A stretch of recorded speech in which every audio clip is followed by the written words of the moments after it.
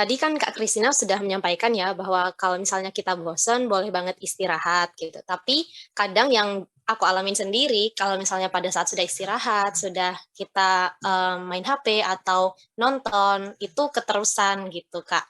Nah, tips dari Kak Kristina supaya kita nggak keterusan itu gimana? Dan juga, aku pengen minta pendapat dari Kak Kristina sama orang-orang yang suka multitasking, gitu.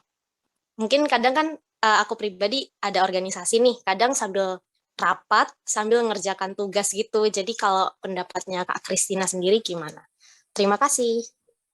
Bisa langsung dijawab, Mbak. Singkat aja. Oke, siap. Thank you Kak Anin ya untuk pertanyaannya, menarik banget karena eh kalau misalkan kita harus kalau capek istirahat nih, kalau keterusan tipsnya gimana? Tipsnya yang pertama adalah pasang alarm. Itu yang aku lakukan ya, yang sudah memang aku lakukan.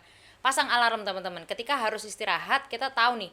Oke, porsinya belajar misalkan belajar mengerjakan sesuatu 30 menit ya, terus porsi untuk istirahat itu 10 menit atau 15 menit, setengah dari porsi kita belajar misalkan. Nggak masalah, mungkin di awal kita masih ya udahlah, alarmnya bunyi 5 menit lagi deh, 5 menit lagi deh. Itu godaan terbesar di awal memang, tapi menurutku nggak apa-apa untuk dicoba. Yang pertama adalah pasang alarm. Kalau alarm dari HP tidak mempan, teman-teman kan mungkin punya entah itu sahabat teman-teman atau pacar teman-teman atau mungkin keluarga teman-teman, bisa minta tolong untuk mengingatkan. Dua hal itu yang aku praktekkan. Awalnya yang pertama yang alarm itu nggak mempan, terus aku minta tolong keluarga itu mempan karena yang nyuruh ibu, jadi agak takut ya kalau ibu yang udah nyuruh ayo cepet dikerjakan lagi gitu, karena aku pesen pesen sama ibu di awal, kalau aku ngeyel tolong dimarahin gitu, karena kalau nggak akan latihan gitu. Setelah secara dari keluarga atau dari orang itu udah mempan, ternyata yang dari alarm juga lama kelamaan mempan teman-teman. Justru yang alarm ini mulai menggantikan manusia, mulai menggantikan daripada ibuku yang nyuruh aku, oke, kalau alarm udah bunyi aku akan lanjut lagi. Itu kalau yang sudah aku praktekkan ya teman-teman ya. Dan nggak apa-apa kalau di awal misalkan masih masih kok aku belum belum bisa mengontrol sih, nggak apa-apa. Percobaan pertama, kedua, ketiga masih gagal tuh wajar banget. Nanti yang penting teman-teman konsisten aja, dicoba terus, dan waktu untuk istirahatnya pun nggak, jangan yang langsung ekstrim.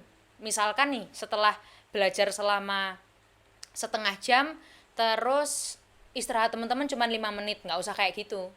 Dikasih spare yang cukup panjang dulu aja, 15 menit. Nanti setelah itu mungkin setelah 3 kali atau 4 kali percobaan dikurangin lagi jadi 10 menit atau jadi 5 menit gitu. Jadi pokoknya konsepnya harus step by step, jangan langsung ekstrim gitu. Kalau pengalaman dari aku. Terus yang kedua, komentarku tentang pendapatku tentang teman-teman yang multitasking, sebetulnya itu tidak masalah teman-teman, asalkan ketika kamu mengerjakan di A dan B itu sama-sama 100%. Karena aku nggak mau judge bahwa kalau orang yang multitasking itu nggak optimal. Aku tidak mau mengatakan seperti itu karena belum tentu. Karena bisa jadi ketika dia multitasking atau dia mengerjakan kedua hal secara bersamaan, ternyata dia sama-sama mengerahkan 100% dayanya dia atau powernya dia. Itu juga bisa. Dan menurutku nggak masalah ketika ketika ada orang yang multitasking tapi dia bisa tanggung jawab dengan kedua hal itu balik lagi ke personalnya masing-masing dan bagaimana teman-teman melihat hasil akhirnya.